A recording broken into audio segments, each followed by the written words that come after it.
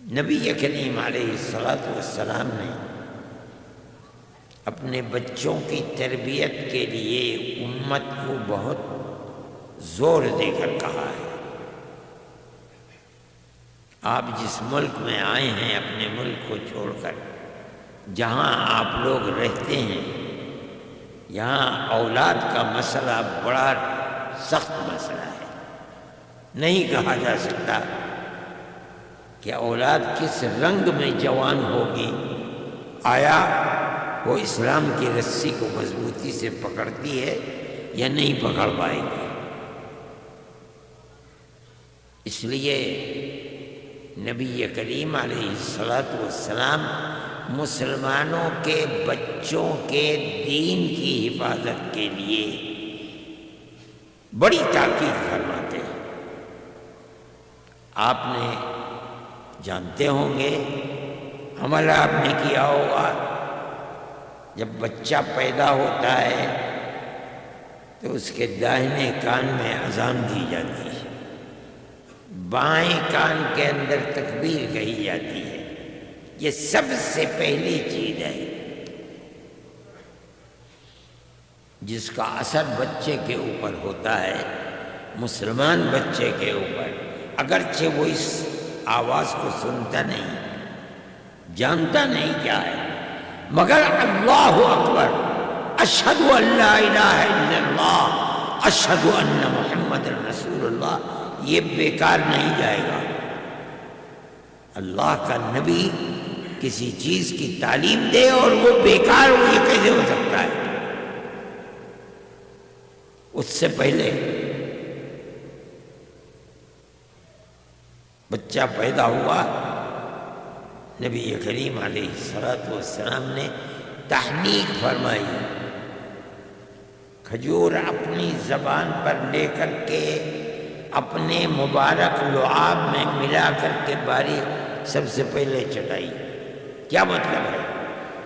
اللہ کے نبی کی جھوٹیے کو کھائے گا تو اس کا اثر نہیں ہوگا۔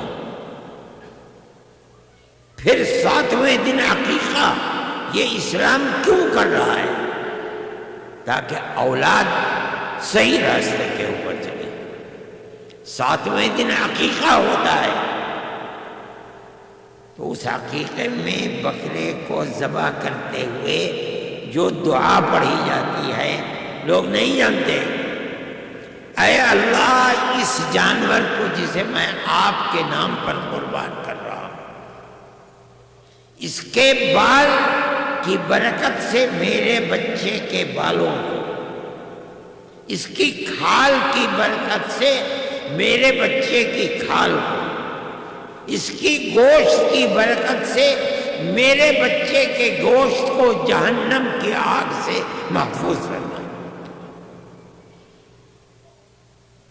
یہ دعا ہے جو جانور کو ذبح کرتے ہوئے، لوگ تو یہ سمجھتے ہیں کہ عقیقہ دعوت کرنے کے لیے ہوتے، نہیں، دعوت کرنے کے لیے نہیں ہے۔ کر دو دعوت، بڑی اچھی بات ہے، لیکن اصل مقصد یہ دعا ہے کہ جس جانور کو پیدا کرنے والے کے نام پر قربان کیا جا رہا ہے، یہ دعا کی جائے اس کے لیے۔ پھر ہم تو بچے کو کہتے ہیں کہ اماں کہو، ابا کہو، ڈیڈی کہو، لیکن نبی کریم علیہ السلام اذا افصح الولد، جب بچہ بولنے لگے، زبان صاف ہو، تو سب سے پہلے کیا سکھلایا جائے گا؟ فرماتے ہیں لا الہ الا اللہ۔ اسی کی بنیاد پر تو یہ مسلمان اور مومن رہے گا۔ یہ سب کچھ کس لیے کرایا جا رہا ہے؟ تاکہ یہ بچہ مومن بنے، تمہارے بعد تمہاری نسل، تمہاری اولاد دین اسلام پر قائم رہے۔ پھر اور بڑا ہو گیا تو فرماتے ہیں مرو اولادکم بالصلاۃ لسبع، جب بچے 7 سال کے ہو جائیں اپنی اولاد کو نماز کا حکم دو۔ کیا مطلب؟ ابھی تو نابالغ ہے، ابھی تو بالغ ہوتے ہوتے اسے 12 13 14 سال چاہیے، ابھی تو 7 سال کا ہے۔ نہیں، آج سے اگر اس راستے پر ڈگر کے اوپر لے کر چلو گے تو بڑے ہو کر کے یہ نماز پڑھے گا۔ اگر آج نہیں پڑھے گا، خود جاتے ہو مسجد، بچے کا ہاتھ پکڑ کے نہیں لے جاؤ گے، اس کو خدا کے اس گھر کی پہچان نہیں دلواؤ گے۔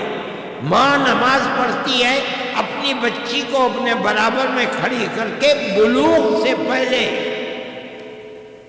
نماز نہیں پڑھائے گی، جوان ہو کر کے یہ بچے نماز کے قریب بھی نہیں جائیں گے۔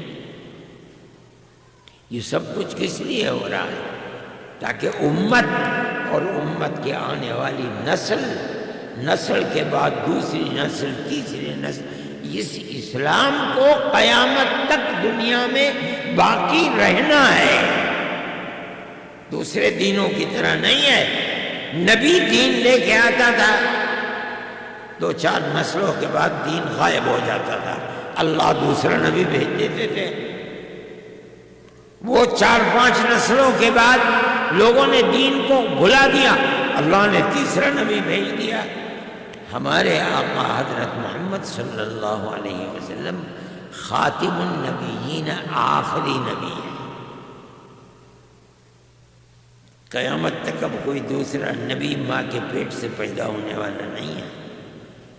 اسی نبی کی دین اور شریعت کو قیامت تک زندہ رہنا، زندہ کیسے رہے گا دین؟ رسول اللہ صلی اللہ علیہ وسلم بتا رہے ہیں اس طرح اولاد کی تربیت